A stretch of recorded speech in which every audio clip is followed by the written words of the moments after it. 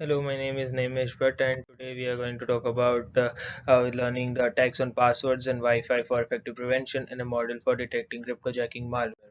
So, introducing to the passwords, passwords are level of security which are used to secure our data from unauthorized access or to protect the data, which is our personal information or our deep banking details or anything which we want to secure is protected using passwords. Yet, the most common attacks which occur on our security is hacking or guessing of our passwords. So, which can be used by an attacker for stealing our personal information. It can be used for identity theft further or public data access, like a government website is being hacked and public data is leaked, or business insider or your corporate information, etc. So how do we protect this password? So multiple layer of securities can be implemented for the protection of the data, which can be strong password policies combining numbers, special characters, lowercase, uppercase, and all the combinations can be used to make your password strong. Other than that, two-factor authentication can be used, or hardware devices which are used for authentication. For the two-factor can be used, as well as avoiding the usage of easy guessing passwords like your birthdays, first name, last name. Keeping it as your password can be harmful, and use of password vaults can be another option. So here we come to the first attack on our research, which is attack on Wi-Fi 802.11 standard, which is the latest standard in Wi-Fi technology. It's fragmentation and frame aggregation method, which is in fragmentation where frames are broken down, larger frames are broken down into smaller ones in order to transport over the network. So here the attacker can do it by using packet injection, frame injection, spoofing, or frame cache poisoning, where the main focus of this research was on AMSDU flag, which is an aggregate MAC service data unit flag, which says when it is set at the receiver end, it's not authenticated. So at the receiver end, the AMSDU flag is set, then it is not authenticated, and it is when reallocating the frames, the attacker can inject or spoof any malicious frame into that in order to create an attack, or he can create an malicious DNS server using those things. So this in the figure it can shows how a normal frame is and the targeted frame of AMSDU flag, and the second figure shows the normal frame with TCP IP header and an AMSDU frame. So how do we prevent this is either we not use an AMSDU flag, or we always use authenticate the AMSDU flag is the way we can prevent the such attacks on Wi-Fi. This 802.11 standard flaw was unknown till a decade, which was exploited in this research. Furthermore, we have attacks on our authentication device, which is a Google Titan Security Key FIDO U2F enabled device, which supported by Google Chrome, Safari, etc. browsers, which is a hardware device which uses a secure element of NXP A700X chip, and this is known by the researcher as they performed an electromagnetic radiation observation so observation can be used to side channel attack and to recover the ECDSA, which is an electrical digital signature of the device, to recover the key of the those device. So for this they used an similar open Java card smart card, which is named as Rhea, which has the similar looking NXP chip JRDO81. So from this they gathered the scattered random bits or ECDSA and performed a lattice based key recovery attack, so as to recover the key of this ECDSA. So this hardware device is also exploited instead of for two-factor authentication. We use a hardware device which is meant to be secure, but this is exploited by an attack over here. So your passwords aren't secure anymore. And how this can be prevented is stated as if FIDO U2F counter can be used, which notifies the user if there's any malicious clone been happening on their device. Further, there is a pin bypass attack, which is a card brand mix-up attack, which is performed on an EMV protocol of the smart card payments, which is the standard protocol, Europay, Mastercard, Visa protocol, which states that a low amount of transaction requires no pin verification, whereas a high value amount transaction requires a pin verification.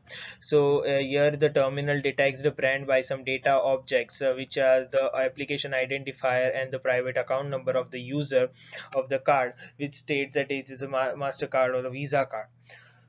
Here, the attackers did was manipulate the terminal's AIDs so as to trigger a different kernel for their use.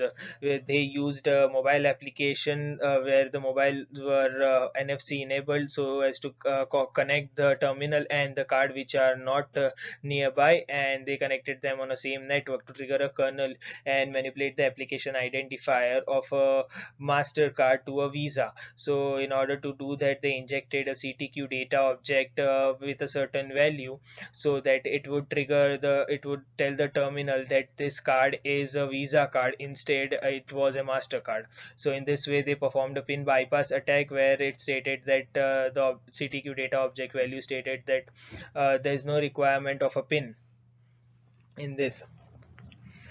So in this way the pin was bypassed and attack was performed.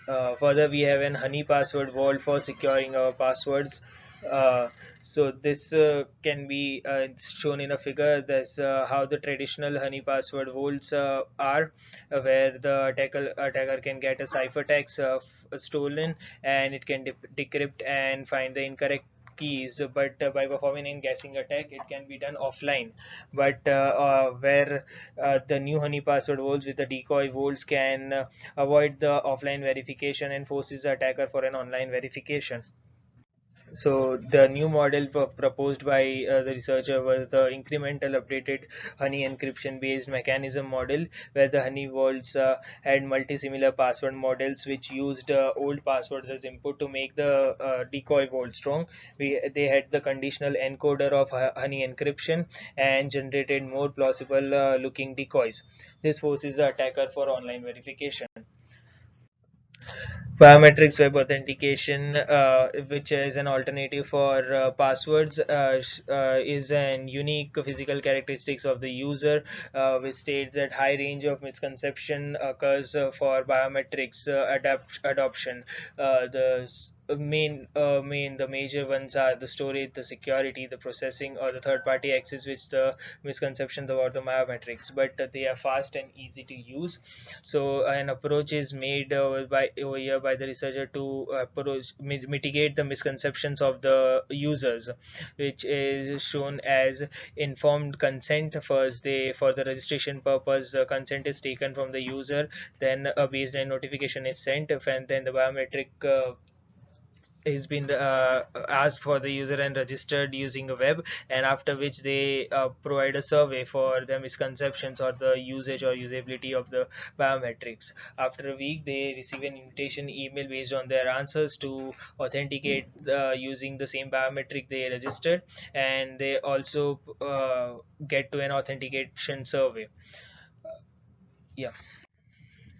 So the notifications for web authentication are designed in six different ways in order to mitigate the misconceptions, which are easily understandable, which shows how the privacy of the users are protected and the reliability.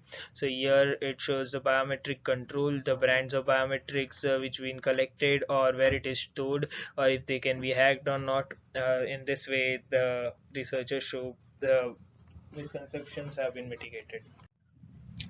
Further, we have a cryptojacking detection framework, which is uses WebAssembly cryptojacking malware.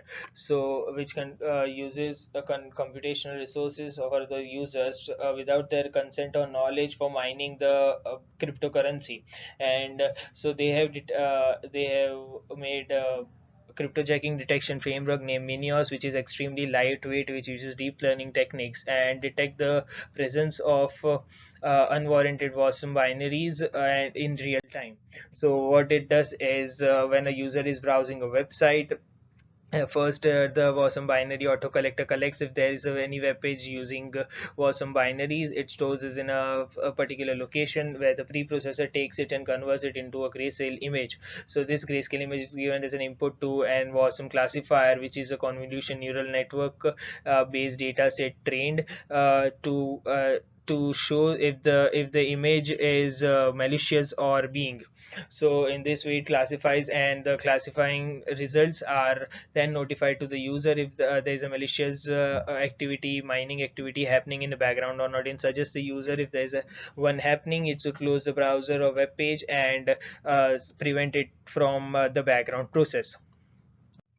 So coming on to the conclusion, we say that biometric authentication can be adopted very easily, and it can be made user specific by clearing out the misconceptions, and it is a better way and easier to use than passwords, and it is fast, as well as we can use password vaults or incremented honey password vaults to store passwords instead of securing your passwords or making them strong. Every time we need to just take up one master password where it can be stored. And a figure shows that how web authentication of a FIDO project is how secure and how it takes place, and the attacks and the passwords can be protected and prevented by updating and taking up new measures.